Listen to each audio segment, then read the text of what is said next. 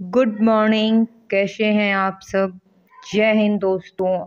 आप सभी का स्वागत है आपके अपने YouTube channel the mathematics India पे। मैं इस चैनल के माध्यम से आपकी दोस्त विशाखा आज मैं आप सभी को एनसीसी के बारे में जानकारी देने जा रही हूँ। जो लोग एनसीसी के बारे में जानते हैं अच्छी बात है, जिन लोगों को आधा जानकारी है वो भी अच्छी बात है, जिन लोगों को कुछ नहीं पता वो भी अच्छी बात है, क्योंकि मैं इस वीडियो के माध्यम से सारी जानकारी सारे डाउट का सॉल्यूशन लेकर के आई हूँ। कुछ लोग जैसे इसमें मैं बताऊंगी कि एनसीसी क्या है, एनसीसी करने के फ़ायदे, एनसीसी कौन कौन कर सकता है, एनसीसी कहाँ से किया जा सकता है, एनसीसी में कौन कौन से सर्टिफिकेट होते हैं और कौन कौन से सर्टिफिकेट कब कैसे और क्यों दिया जाता है। तो वीडियो पे बने रहें। चैनल पे नए हैं तो सब्सक्राइब कर दें और बेल आइकन दबा दें, क्योंकि आप लोगों के लिए मैं हमेशा इन्फॉर्मेटिव वीडियो लाती रहती हूँ। और लाइक शेयर भी कर दें भाई, मेहनत लगती है। तो चलिए मैं बताना चाहूँगी कि एनसीसी का फुल फॉर्म होता है नेशनल कैडेट कोर। इसका मतलब होता है राष्ट्रीय कैडेट कोर। इसको आप अगर छोटी भाषा में समझिए तो एक सेना की छोटी इकाई होती है, सेना की छोटी इकाई। एनसीसी का मुख्य उद्देश्य होता है आपका personality development, self confidence development, अनुशासन, नेतृत्व क्षमता विकसित करना, राष्ट्र प्रेम विकसित करना। डैट मीन्स कि आप में एक छोटी बेसिक ट्रेनिंग जो सेना की होती है वो आपको बेसिक ट्रेनिंग दी जाती है। क्लियर है? अब मैं बताती हूँ कि एनसीसी कौन कौन कर सकता है। तो एनसीसी के लिए सबसे पहले एलिजिबिलिटी जो है, आप इंडियन हो, अगर इंडियन नहीं तो नेपाल वाले लोग भी एनसीसी ज्वाइन कर सकते हैं। बॉयज गर्ल्स दोनों करते हैं एनसीसी। अब मैं बताऊंगी एनसीसी करने के लिए आपका जो फिजिकली जो होता है वो नॉर्मल जो फिजिकल होता है वो होता है, कुछ ऐसा नहीं कि कुछ ज़्यादा होता है। नॉर्मल रेस वगैरह हाइट वगैरह होता है। हाइट के लिए बता दूं कि हाइट 157.5 सेंटीमीटर बॉयज़ के लिए होता है, गर्ल्स के लिए 152 सेंटीमीटर होता है। बट अकॉर्डिंग टू वैकेंसी, अगर वैकेंसीज आपके स्कूल कॉलेज में कम हो तो वो थोड़ा सा हाइट वाला ज़्यादा लंबे लोगों को प्रीफर करते हैं। डैट मीन्स कि एनसीसी आप स्कूल लेवल पे कर सकते हो, कॉलेज लेवल पे कर सकते हो और यूनिवर्सिटी लेवल पे कर सकते हो। स्कूल लेवल पे करने के लिए मिनिमम उम्र जो होती है 12 वर्ष से मैक्सिमम 26 वर्ष की उम्र।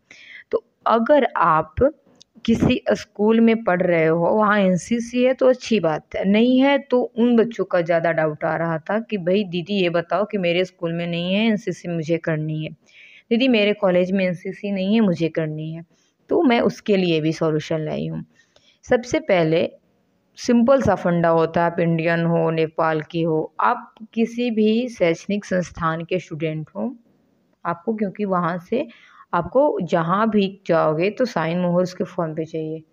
ठीक है, आप किसी भी शैक्षणिक संस्थान के स्टूडेंट रहे हों तो आप एनसीसी कहीं दूसरे कॉलेज से कर लीजिए, कहीं दूसरे स्कूल से कर लीजिए।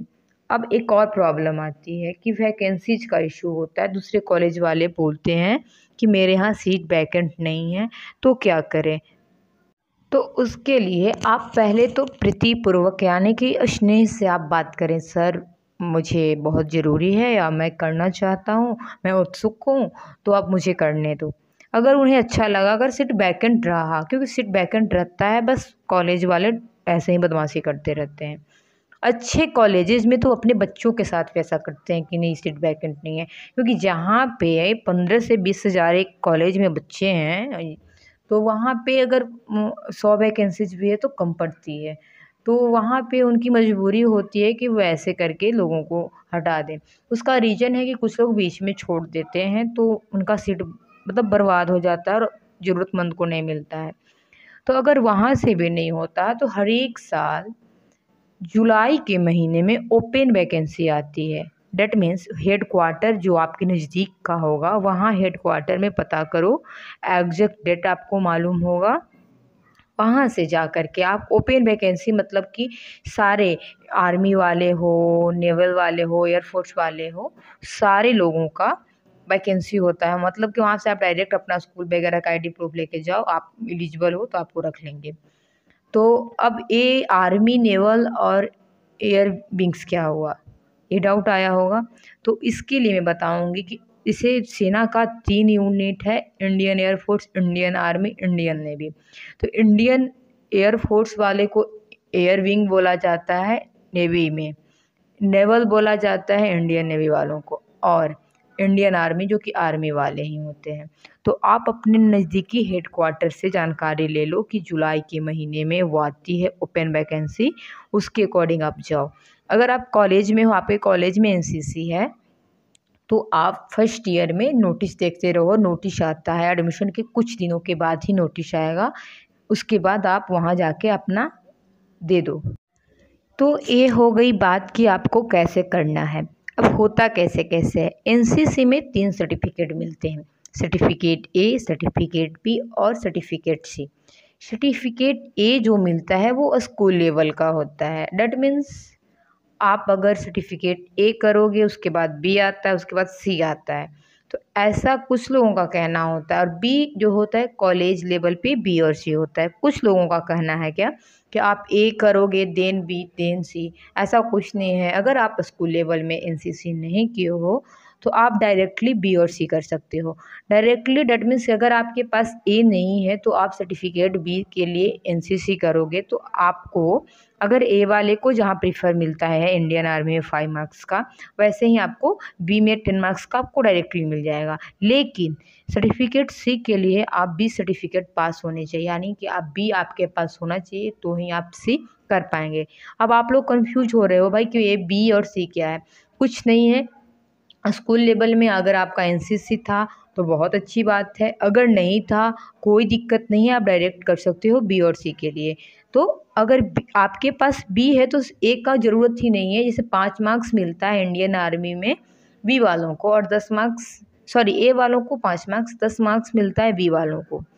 और सी वालों को रिटन देना ही नहीं पड़ता इंडियन आर्मी में। सबसे बड़ा जो यहाँ पे होता है, इंडियन आर्मी का कोई भी एग्ज़ाम है वहाँ पे आप नहीं दोगे डायरेक्ट। और मैं बताऊंगी जो एसएसबी होता है उसमें आप डायरेक्ट जा कर के अप्लाई करोगे। ओपन वैकेंसी आती है इंडियन आर्मी, नेवी, एयरफोर्स, सारे लोग जो निकालते हैं एनडीए के थ्रू एसएसबी, उसमें open vacancy NCC special entry आती है, वहाँ से भी जाओगे। स्टेट एग्ज़ाम डिफेंस दोगे, वहाँ भी आपको रिलैक्सेशन मार्क्स का मिलेगा। तो एनसीसी करने के बहुत फ़ायदे हैं। एनसीसी से आप रिलायंस में जॉब कर सकते हो। एनसीसी के थ्रू रिलायंस एक वैकेंसी निकालती है, अच्छी खासी सैलरी है उसकी भी। तो एनसीसी अगर आपको मिलता है तो बहुत अच्छी बात है, आप उसे करो। लेकिन हाँ, एनसीसी ऐसा सर्टिफिकेट नहीं मिलता। सर्टिफिकेट कैसे मिलता है उसकी जानकारी मैं बता देती हूँ आपको। कम से कम जैसे बी सर्टिफिकेट, ए सर्टिफिकेट और सी हुआ, तो 3 सर्टिफिकेट अगर आप स्कूल लेवल हो तो आपको ए के लिए एक कैंप करना होगा, बी के लिए एक कैंप करना होगा और सी के लिए एक कैंप करना होगा। ये तो कैंप की बात हो गई। कैंप मैंडेटरी होती है, अगर आपके फैमिली अलाउ करते हैं देन आप एनसीसी ज्वाइन करो, अदरवाइज वेस्ट ऑफ टाइम है कैंप करने के लिए। क्योंकि आपको घर से बाहर 10 से 15 दिन आप बहुत सारे कैंप आते हैं, मिनिमम 10 दिन का कैंप आपको करना होगा। अगर आप ज़्यादा इच्छुक हो, टाइम है आपके पास, तो आप आरडीसी करो, गणतंत्र दिवस के परेड में जाओ, स्वतंत्र दिवस के परेड में जाओ। और उसके बाद रिटेन होता है सबका। रिटेन होता है आपको 75% में ए ग्रेड, जिसको उस एनसीसी के लैंग्वेज में अल्फ़ा बोला जाता है। आपका 60 और 75 के बीच आया तो बी ग्रेड, जिसको ब्रेवो बोलते हैं वो लोग एनसीसी के लैंग्वेज में। और आपका 60 बिलो आया तो उसको चार्ली बोलते हैं। तो स्टेट गवर्नमेंट में आपको ग्रेडिंग के अकॉर्डिंग मिलता है रिलैक्सेशन। तो ए, बी और सी सब के लिए आपको रिटर्न देना होगा। रिटर्न बेसिस पे ही नहीं होता, ड्रिल होता है और जितने भी ट्रेनिंग होता है, वेपन ट्रेनिंग होता है, मैथ रीडिंग, वो सब आप ज्वाइन करोगे तो समझ में आएगा। तो आपको एग्ज़ाम देने होते हैं, एग्ज़ाम में अच्छे मार्क्स लाओ, बहुत अच्छी बात है। क्योंकि स्टेट गवर्नमेंट जो रिलैक्सेशन देती है वो आपको ऐसे नहीं कि आपके पास बी सर्टिफिकेट इतने मार्क्स, सी से सर्टिफिकेट इतने मार्क्स, ए सर्टिफिकेट इतने मार्क्स, नहीं। सी है आपके पास, सी में आपका कौन सा आपका कैटेगरी आया है, ग्रेड आया है, alpha that means A grade हो, bravo that means B grade हो, Charlie that means C grade हो, उसके अकॉर्डिंग वो देता है एनसीसी। तो एनसीसी के फ़ायदे आप तो जान गए भाई, एनसीसी करने के सब कुछ। और पर्सनालिटी सच में यार बहुत अच्छी जगह है एनसीसी, इंडियन गवर्नमेंट सच में बहुत अच्छी खर्च कर रही है एनसीसी के नाम पे। एनसीसी में जाओ और अपना योगदान दो। वहाँ जाने के बाद सच में आपको पता चल जाएगा रियलिटी कि आपको सच में देश से प्रेम मतलब एक होता है, सच में अपने आप को एक फ़ौजी से कम नहीं समझोगे। तो आई होप आप सभी का डाउट क्लियर हो गया होगा एनसीसी के बारे में। तो चलती हूँ, आप लोग नए हैं भाई सब्सक्राइब कीजिए, लाइक कीजिए और कैसा लगा एक कमेंट बॉक्स में ज़रूर बताइएगा। जय हिंद दोस्तों।